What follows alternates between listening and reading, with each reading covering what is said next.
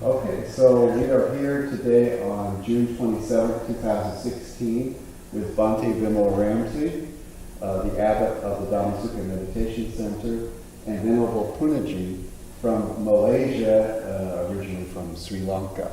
And tonight we'll be having a Dhamma discussion between both of them. So I was asked today about the acronym TWIM. Why do we have the word wisdom in it?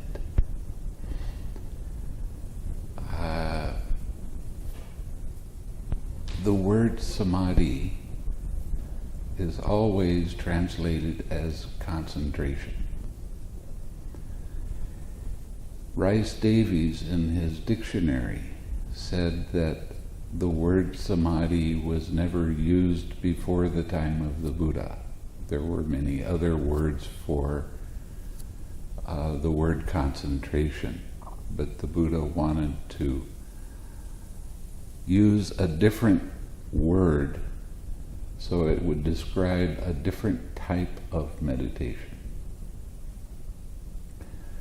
Sama means tranquil. D, according to, I think it was Bhattadatta, he had a dictionary. Mm-hmm. It was in his dictionary. D meant wisdom. So that's why we call it tranquil wisdom insight meditation. You have to have a very, very calm mind to be able to see the links of dependent origination. Anytime you hear the word wise or wisdom in the suttas, it's talking about seeing the links of dependent origination and understanding how this process works. And I wanted you to comment on this, if you can. I didn't hear properly. Oh, I'm sorry. It's I a should problem. have turned my head towards you.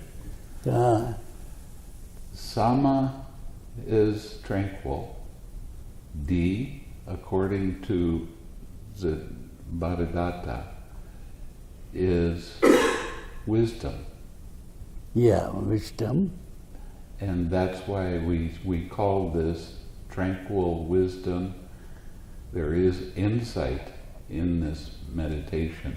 Yeah. Meditation, TWIM.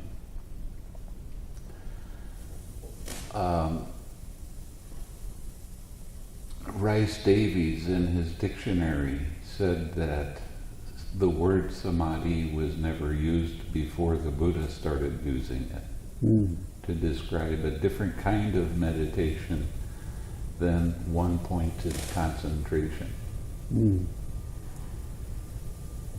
Is that correct? Well, yeah. Samatha, I translate as tranquility, not concentration. I don't use the word concentration. I learned that from you. Yeah.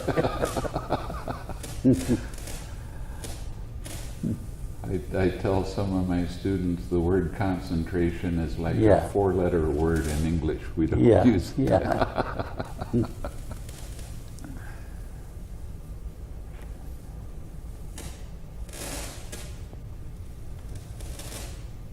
Do you agree with me when I say that the word wisdom, when it's used in the suttas, is talking about dependent origination?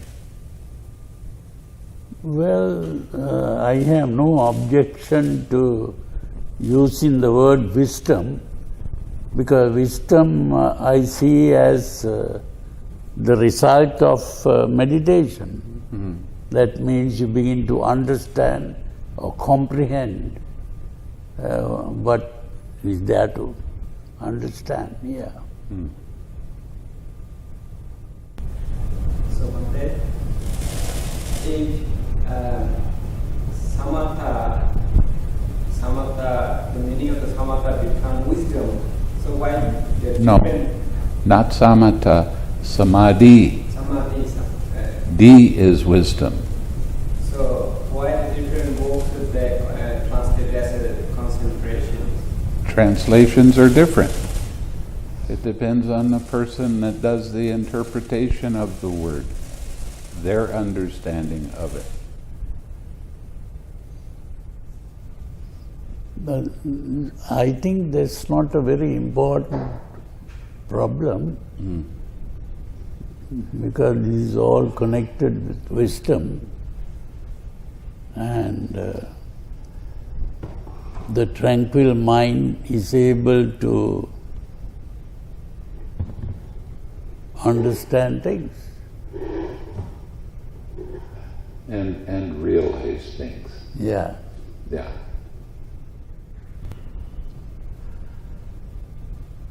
I seem to get criticized a lot about the instructions in mindfulness of breathing when it says to tranquilize the bodily formation on the in-breath and tranquilize on the out-breath. Mm-hmm.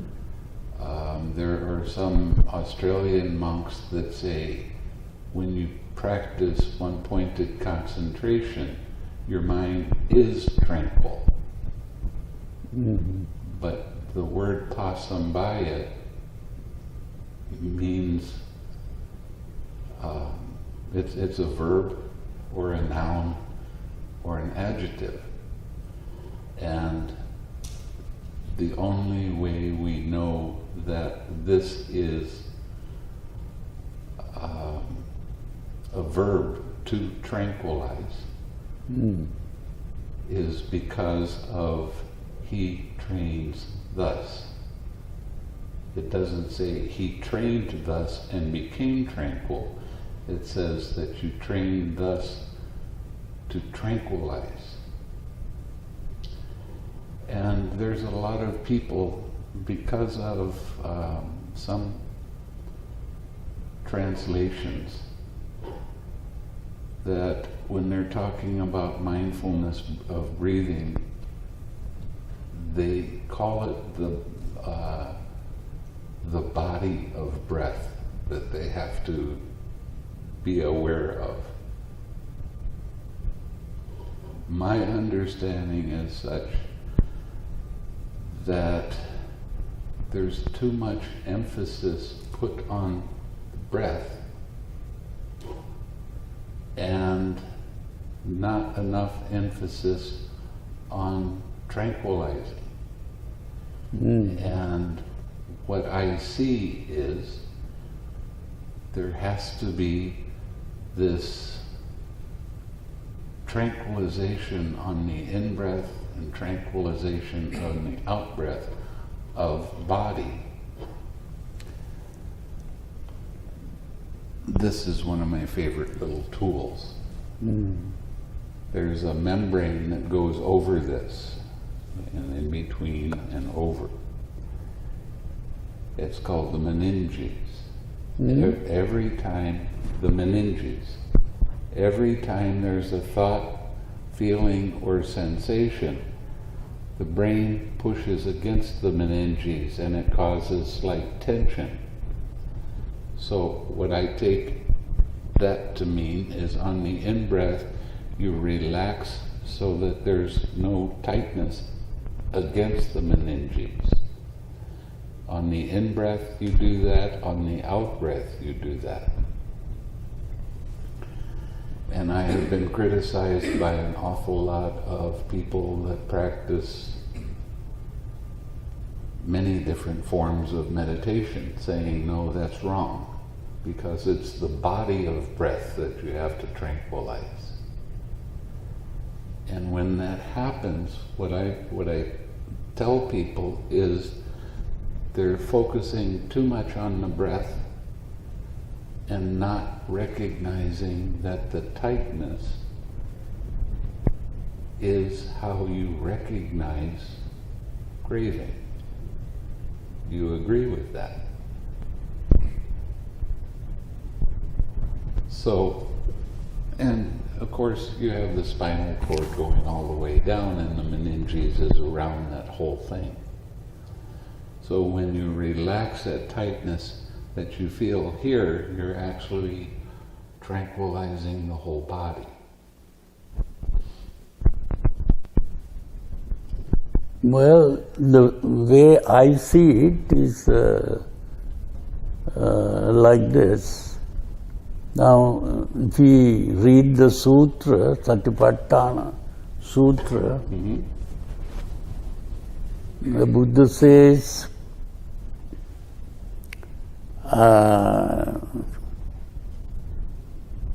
Parimukhaṃ sating upaṭṭapetva.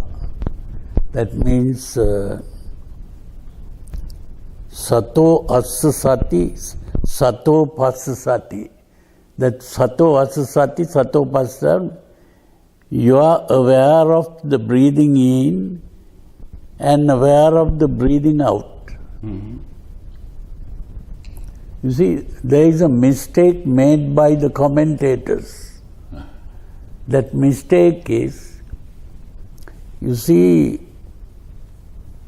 the word parimukhaṃ sating upaṭṭapetva, there the word mukha,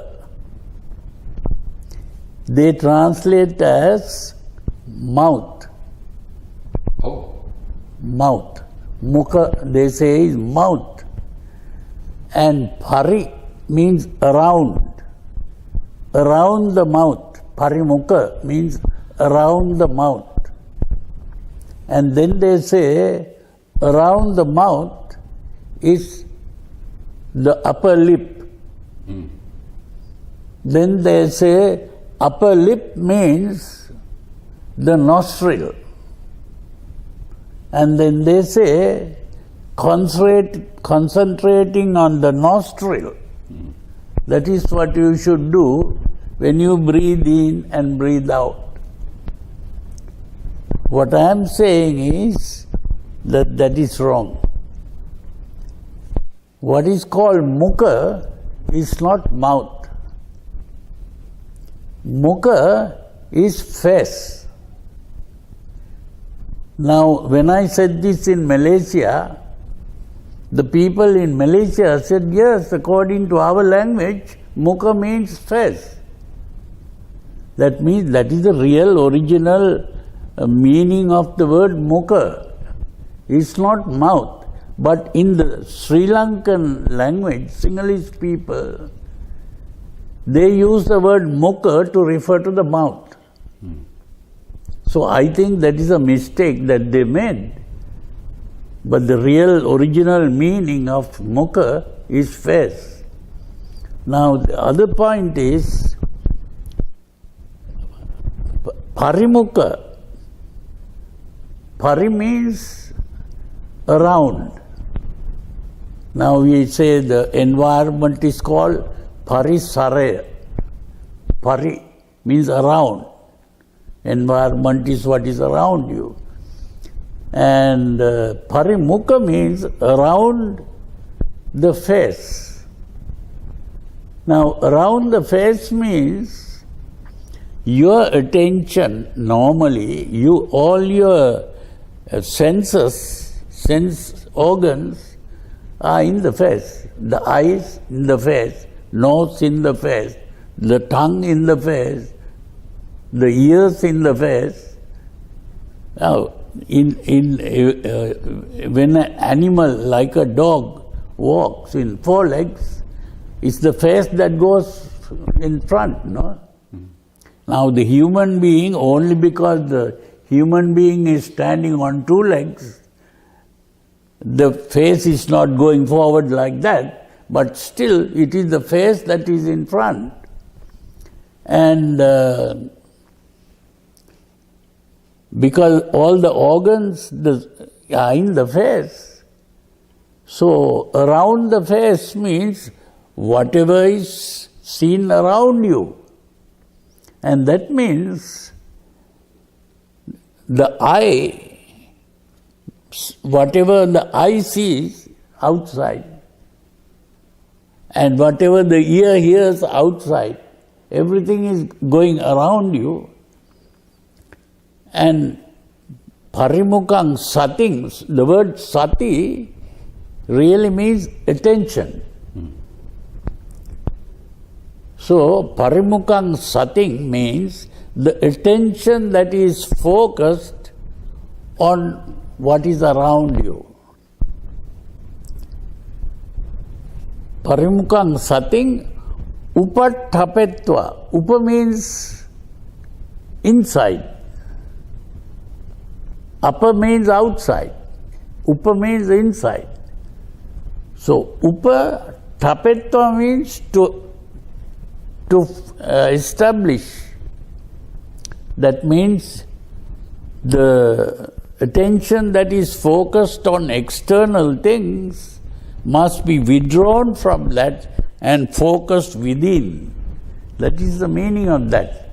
And focus within means kaya anupassana, vedana anupassana, chitta anupassana, dhamma anupassana. That means you are focusing on the body, the feelings in the body, the emotional state in the mind, and the thoughts in the mind. What do you mean by emotional state? Emotional state means the word that normally used in English is what we call the mood. M-O-O-D, mood. What is your mood? That state of the emotional state is the mood. Are you angry, or are you greedy, or are you frightened, or are you worried? That is the mood. So the chitta really means the mood. And the word mano refers to the thinking part. The thinking, reasoning, you find out whether it is true or false, good or bad. The thinking part is the mano. And what is in the mano is the thought. So when we say mano Dhamma, just like we said, Chakku, Rupa. Chakku is the eye. Rupa is the mental image that we see. I thought Rupa was material. What's that? Material, Rupa. Rupa is not material, but we take it as material. What is the definition? What's the definition of Rupa then? What's that? The definition of Rupa. Rupa means image. Now when we say we are going to draw a picture, that is called Rupa. That picture is called Rupa. When a camera takes a picture, the picture is the Rupa. So our eye is also like a camera taking pictures. And whatever we see, when I see a chair there, it is simply a picture in the eye. Yeah. Huh? Yeah. So the word rupa, you're saying. What's that? The word rupa, is it Buddha? Is it Rupa. Yes. Is it the root? Rupa. Is it the root of the word arupa, like the arupa jhanas? What's that? I don't hear that properly. Okay. He wants to know if the root word for arupa is rupa. Rupa, yes. Arupa. Arupa. Yeah, arupa means not rupa. Not rupa. Means not. So not image. Arupa means not rupa. Rupa is the picture. Arupa means not a picture. So is Yeah. I form? What? Is that, I would say, is I? called form? Is it a form? The form. No, this is why the picture is, they use the word form to refer to the picture. It's a picture that you see. That form is another word they use to refer to a picture. One of the words that's being used now a lot in the West is the word mindfulness. I have an objection to that word. I do too. The word mindfulness is to fill the mind, but what you are really trying to do is to empty the mind, Right. not to fill the mind. Mindfulness means you are fully conscious. That is the meaning of mindfulness. So this is the problem here is, are you focusing on external things or are you focusing on what is going on inside you? So the Satipatthana is to focus on what is going on inside you, Right. not what is going on outside. But what is going on inside is your reaction to what is going on outside.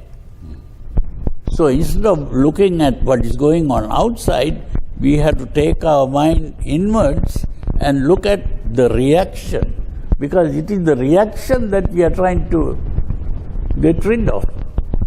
I want to tell you my definition of mindfulness. Yeah.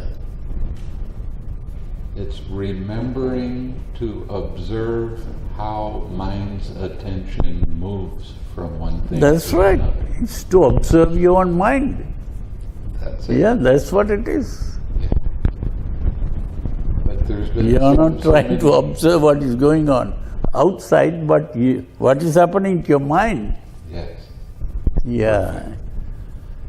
With that definition, I find that the students go much deeper in their understanding. Yeah, of course, yeah.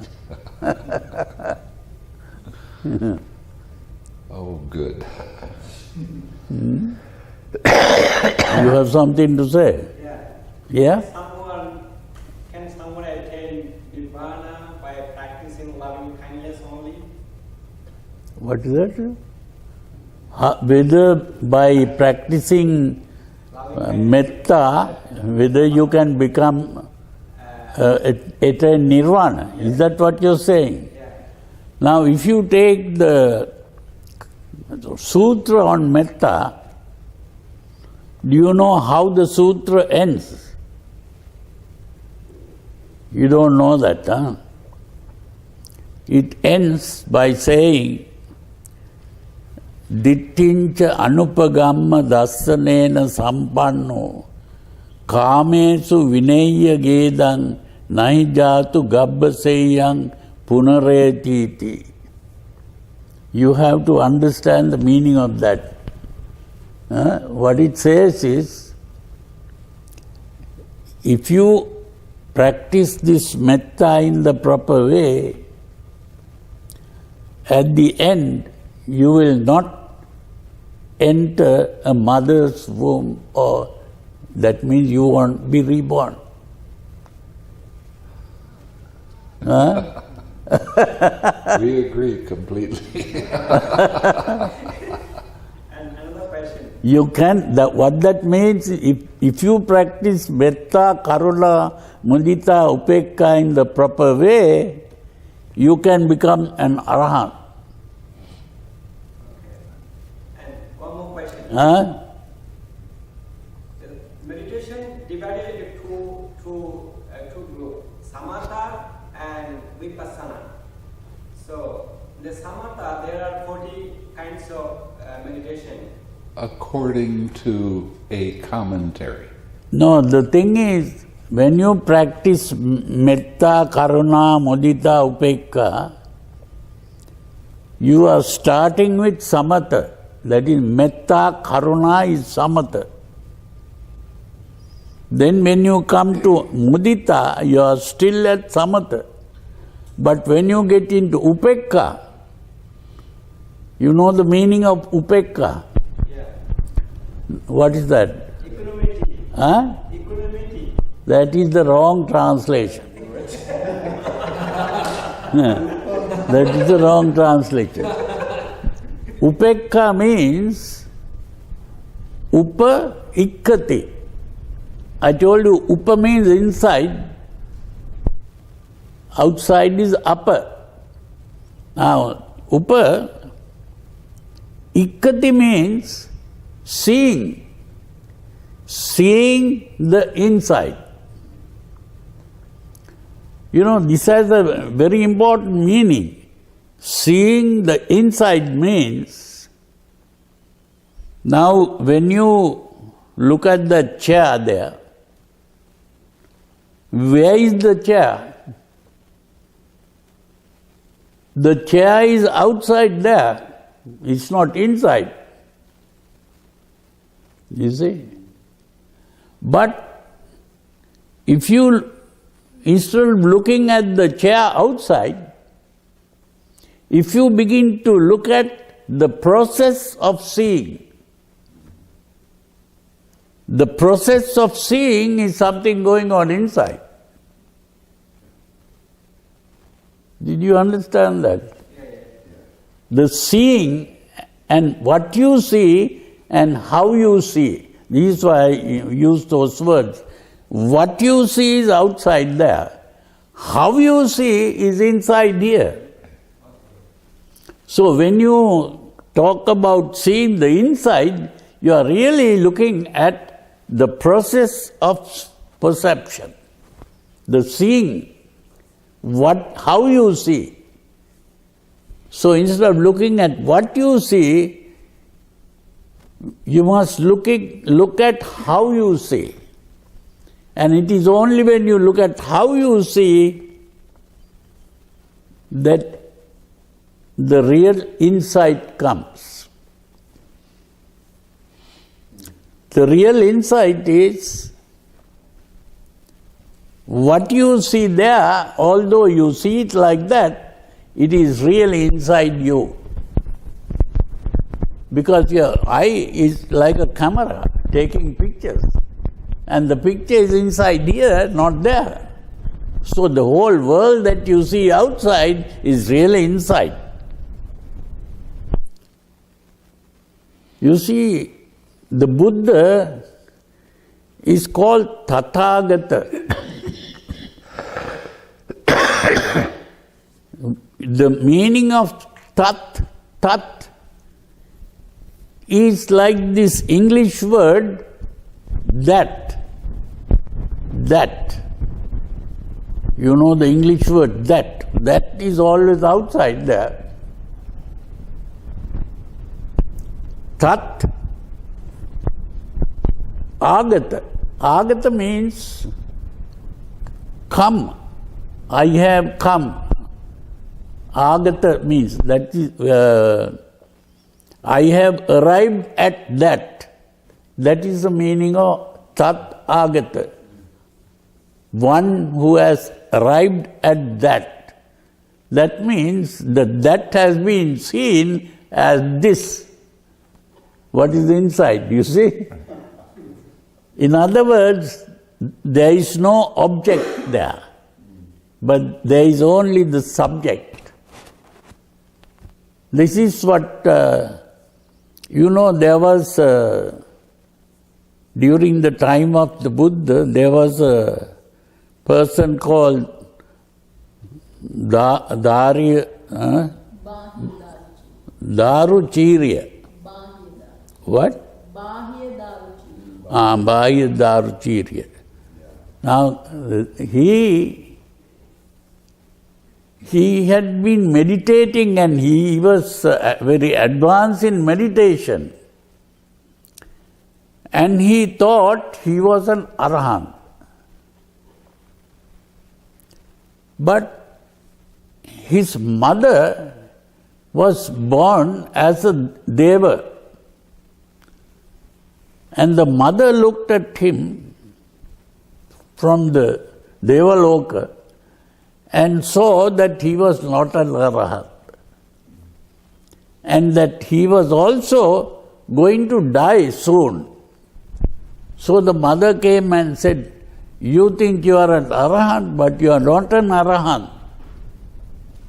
The real arahant is there, that the Buddha. Go and talk to him, because you are going to die very soon. So he got excited and he went to see the Buddha. And then the Buddha was going on Pindapata. So when the Buddha was going on Pindapata, the Buddha said, I can't teach you now. I'll go finish the Pindapata and then I will talk to you. He said, no, don't do that, please, because I might die at any moment. So the Buddha looked into his... and then he saw that it is true that he was going to die soon. So the Buddha said, okay, I will teach you. And he said, in the seeing, there is only the seeing. In the seen means S-E-E-N, seen. In the seen, there is only the seeing, S-E-I-N-G. You see? So that means what you see outside there is really the seeing inside, what you see. So that is the important thing to understand. That is the meaning of Tathagata. And also the Hindus borrowed some Buddhist ideas from the Buddha and incorporated in their Upanishads and things like that. So there is a common saying among the Hindus, Tat Tvam Asi. Tat Tvam Asi. Tat means that. Tvam means you. So Tat Tvam Asi means you are that. That means you are the subject, that is the object. So what they are saying is the same thing, that the object is really the subject. And that is the meaning of Tathagata. The Buddha, so many ways, he is talking about the same thing. So ultimately what we call insight is really becoming aware of that process of perception. Normally people are aware of the object that we see. But here the Buddha or the Arahant is looking at, now if you read the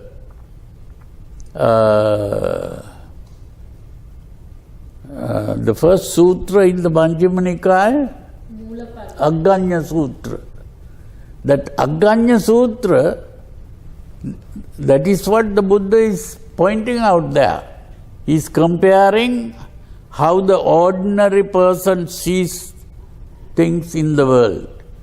Then how the person who is meditating sees the world.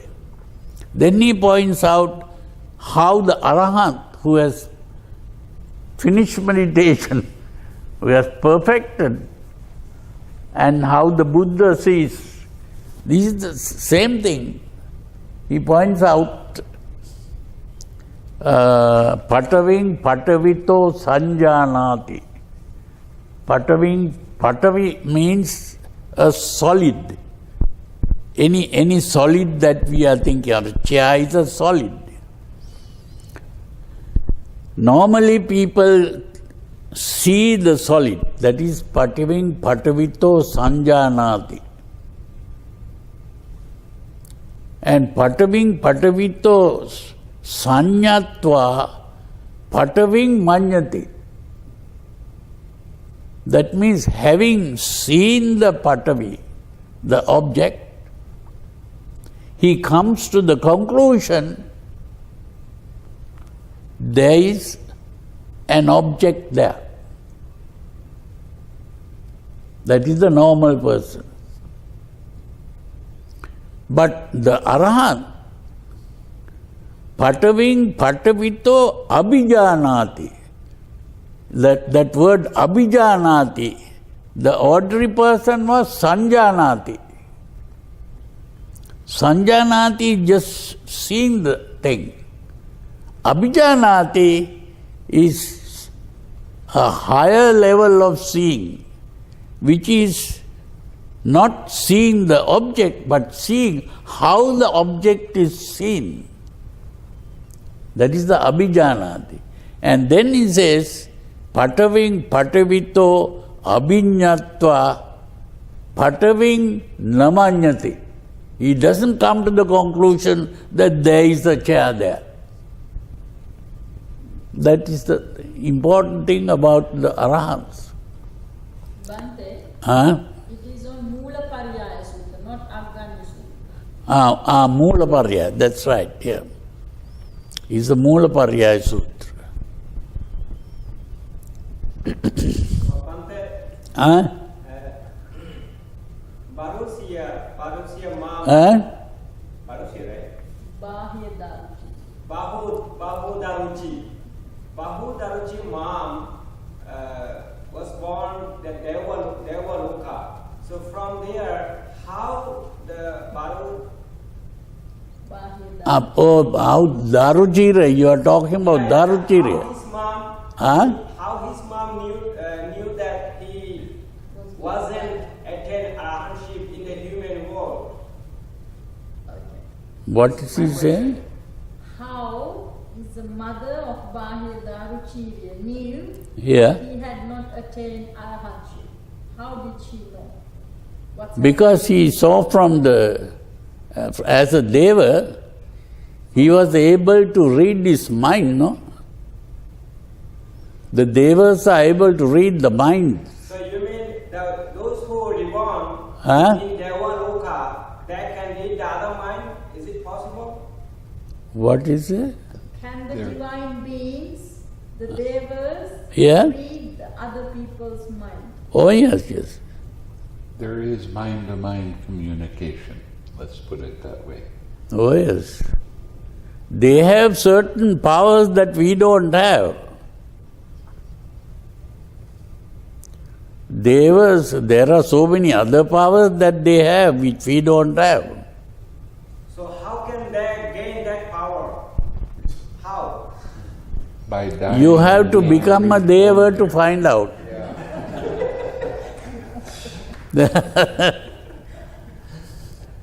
Only by observing scenes Huh?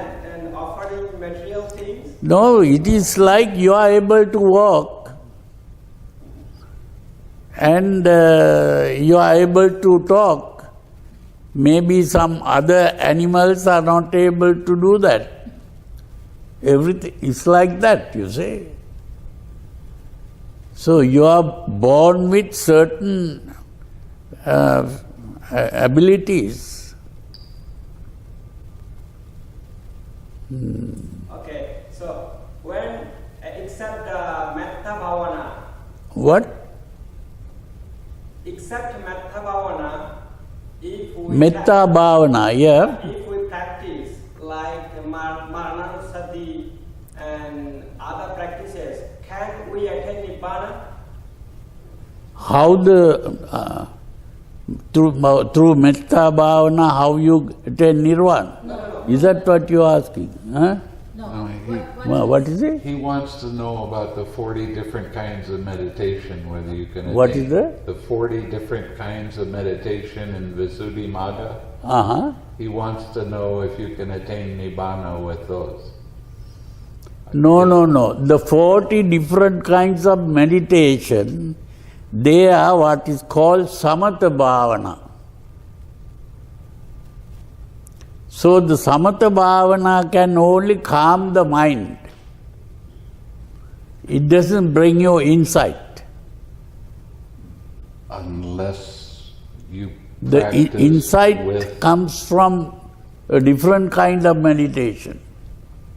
That is the vipassana bhavana. There are suttas that say samatha and vipassana are evenly yoked together. What? Yeah. In the Satipatthana Sutta, it has the 5 aggregates. Yeah. The 5 aggregates and the 4 foundations of mindfulness Yeah. are the same thing. Yeah. While you're in the jhana, you can have insight if according to my way of thinking, and Yeah. it seems to be right. No, the thing is not the first jhana. You have to get to the fourth jhana to get the insight. Once you are in the fourth jhana, you can get. It depends on your definition of insight then. Well, maybe, I don't know. But how do you say that in the first jhana you can get insight? If you have a hindrance, Huh? if you have a hindrance arise, Yeah. and you relax and let it go, your mind becomes pure. Yeah. Mind gets pure, Okay. but that doesn't mean nirvana. No. Well, it Yeah, means in the first jhana, there are no hindrances. Right. Therefore, the mind is pure. Right. But although the mind is pure, you have not become an arahant. No. Yeah. And insight doesn't imply that you are an arahat. Insight means No, that you insight see- also, there are different degrees of insight. That's right. And Yeah. I was trying to explain how Yeah. you have insight in the first jhana. When you let go of the hindrance, Yeah. you don't take it personally anymore. Oh, yeah, mind yeah, is- yeah. Your mind is Your pure. feeling of self disappears Right. in the first jhana. And that is an insight. Yeah, you can call it an insight, but the thing is that is not permanent. Well, no. That It's is not going to why. be permanent until you become an arahat. No. The thing is, if you become enter the first jhana, your mind is purified. Even the thought of self disappears. But when your mind gets polluted again, that disappears. Yes. But that is so a the mind- temporary purification of the mind. Absolutely. But there is insight. No, Yeah. insight, what I am calling insight is the permanent purification of the mind, where you begin to understand the truth about life, and then you won't be polluted again. That is the arahant. But yeah, that is the arahat. But you Yeah. said you don't get any insight until the fourth jhana. Does that mean that you have permanent? No, that arahant state cannot come in the first jhana. I didn't say that. Huh? I didn't say that. But I said you get insight in the first jhana. Yeah, you can get insight in the first jhana, Yes. but not to the level of understanding. Yeah. That's why it's the first jhana. Yeah. But you said that until the fourth jhana you Yeah. don't get insight. Is that permanent in the fourth jhana? Yeah. You can become an arahant in the fourth jhana. I just got through reading a Huh? sutta. I just got through reading a sutta to everyone that it can happen even in the first jhana that you can become, you can experience nibbana.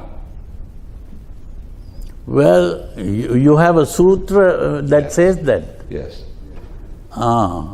51 or 2. I don't remember. 52.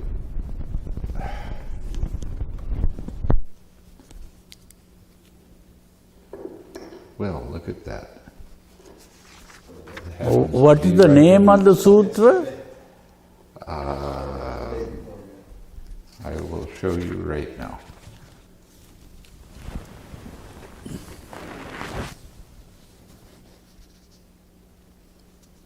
Attaka Nagara Sutra.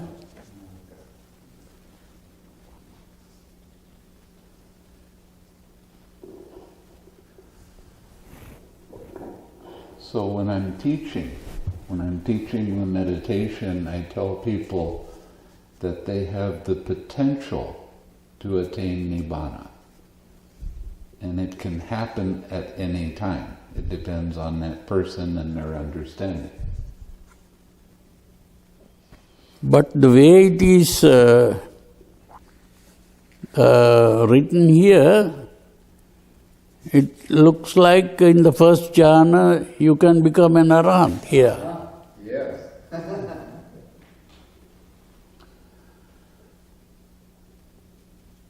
I think if that does happen at the first jhana, Huh? that it's 1 in a few hundred million. Very special person. Yeah. Bhahiya's mother.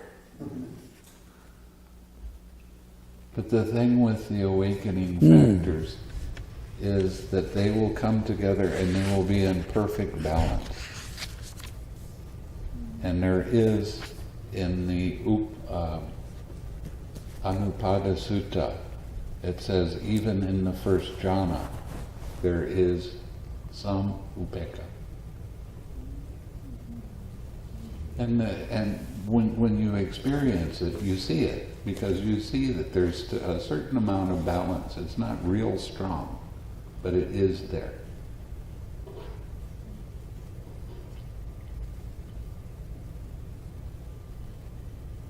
And some people, I think you have to say, have an incredible understanding that they bring to the meditation before they even start. And they just get it. I have to look into this, yeah? Okay. Looks like what you are saying is correct. I do have the Pali. Huh? I have Majjhima Nikaya in the Pali. So I'll bring that to you. So you Okay, can yeah, look in yeah. Pali. I have a question. In the Mahasachika Sutta, number 36. What? Mahasachika, the Buddha rejects Alara Kalama and Uda Ramaputta's teaching of the concentration method. He says it doesn't get you to Nibbana. So what did he reject? What was that method that they were teaching? I didn't hear that properly. In Mahasachaka Sutta, Mahasachaka, yes, yeah? Buddha is rejecting Yeah? what Avalokitesvara and Uddhakaramaputra was teaching Yes? as jhanas. Yes? Of jhana. So he's asking, what did he reject? What was the practice that Buddha rejected? They were practicing jhanas too.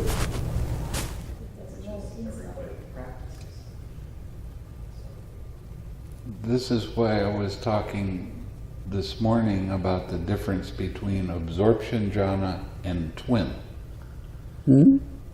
I was talking about the difference between what the monk from Australia you were talking about is teaching as compared with what I was teaching. And the difference is he was teaching absorption concentration. Absorption concentration? A kind of hypnosis, self-hypnosis, you described it. Yeah. That's why it doesn't lead to Nibbana. Yeah. But what I'm teaching, by letting go of and relaxing the craving, it changes back to the path and it does lead to Nibbana. What he's asking is, why did the Buddha reject Alura Kalama and Uddaka Ramaputta? They said, come and teach. And he said, no, not satisfied.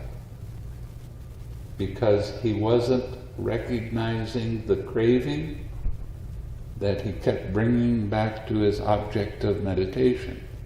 And that took him off the path that he was looking for. Can I have a look at that? Yeah. Find a little This place is where he says it doesn't. This is about Alura Kalama, my teacher, right at the top right there.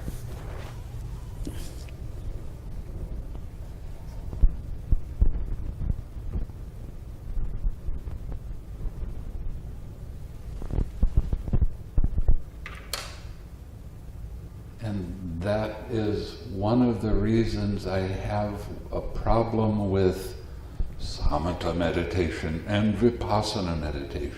Oh no, They this have to be what this together. means is that now the Alara Kalama and Uddakaram Putta were the teachers that he went after, no? Yeah. So the Buddha was able, the Buddha, not Buddha at that time, Right. Prince Siddhartha, he was able to reach the level that Alara Kalama had reached. Yeah. And so Alara Kalama said, now you have reached the same level that I have reached. So be here, we will be two teachers teaching these people.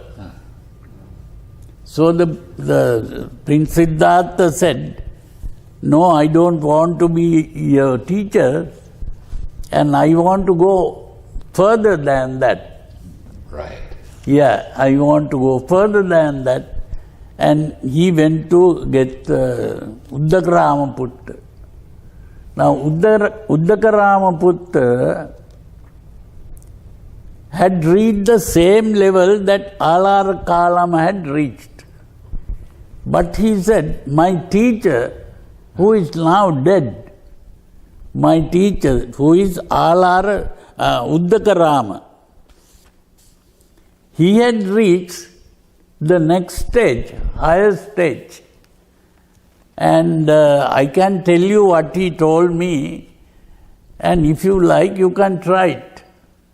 So he said, okay, you tell me. And then he was told, and he tried that, and he reached that stage of non-return, and was that Negative perception. Neva Sanya, Na Sanyayatana. Right. Yeah? So then this Uddakarama Putta said, now you have reached the level of my teacher. So I will treat you as my teacher. You stay here. Then he said, no, I am not interested in being your teacher. I want to go further. And that is how he went to do asceticism. He thought there is no other way. I will try the ascetic life. And that is how he started fasting, and he became like a skeleton, and ultimately he even started to stop breathing. And when he started to stop breathing, then he fainted and fell. And then when he woke up, he thought, I have been doing the wrong things all this time. And because I have been trying to learn from other people, I have to go my own way, not to go after other people. And then he recalled that when he was a child, he was able to enter the first jhana. And so he thought, now I will give up everything, and I enter the first jhana. But it had to be a different jhana than what he was practicing with these other teachers. Oh yeah. It is something different, yeah. What? And that jhana was something that automatically came to him as a child. There was no one to teach him. Right. Because he has been practicing all the paramitas all this time, and so he automatically entered that. So he got into that. I call it just letting go. That is what he did. It's not really anapanasati. Right. It was just letting go, giving up everything. Letting go means relaxing. It's the main thing that he did was relaxing, nothing else. Just relaxed. And so when he relaxed, he entered the first jhana automatically. Yes. because he was free from the hindrances. When he is free from the hindrances, and then, of course, from the first jhana, he went to the second, third, and fourth jhana, and then he went even to the others, Akasananchayatana, Vijnananchayatana, and he went to Sanya Vedaita Nirodha. Yeah. So when he went to Sanya Vedaita Nirodha, that thing called mind was absent at that point. Right. So he had only the physical body which is alive, and there was a temperature in the body. And that is all. That is the difference between a dead body and a person who has entered that state. Right. So there was no mind as such. And then when he came out of that, what came was Vedana and Sanya. And Vedana and Sanya is the Chitta Sankara. There are three Sankaras, Kaya Sankara, Vachi Sankara and Chitta Sankara. So Vedana Sanya is the Chitta Sankara. Then from Chitta Sankara, he came back again one by one and came to the third jhana. When he, at the third jhana, the breathing starts. That is the Kaya Sankara. And then when he came to the first jhana, the Vitakka Vichara, which is the verbal Sankara, Vachi Sankara. Right. And then with that, he began to understand how the Paticca Samuppada he understood through that. And that is how he ultimately became the Buddha. So this is very interesting to understand. Oh, you have another one.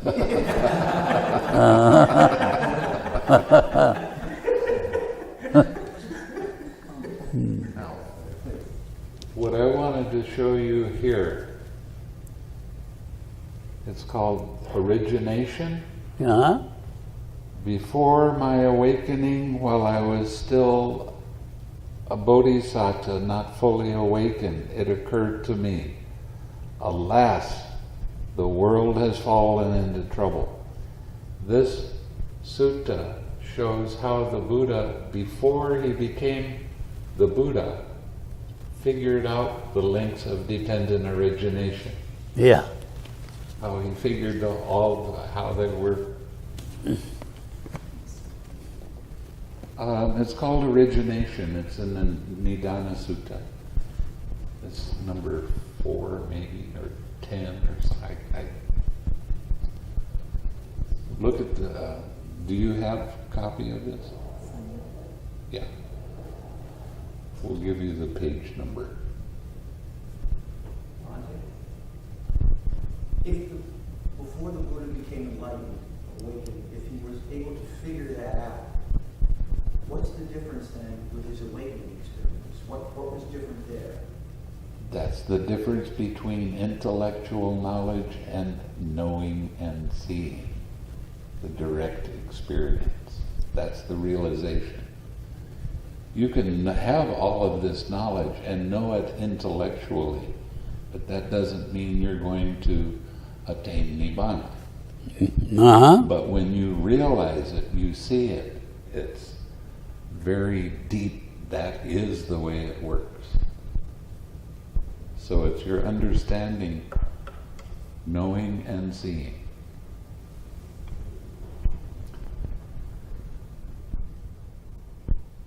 So I got you holding the heavy book again. Take it. Mm-hmm. So why don't we share some merit and call this to a conclusion? Okay? May suffering ones be suffering free, and the fear-struck fearless be. May the grieving shed all grief, and may all beings find relief. May all beings share this merit that we've thus acquired for the acquisition of all kinds of happiness. May beings inhabiting space and earth, devas and nagas of mighty power, share this merit of ours. May they long protect the Buddha's dispensation. Sadhu, sadhu, sadhu.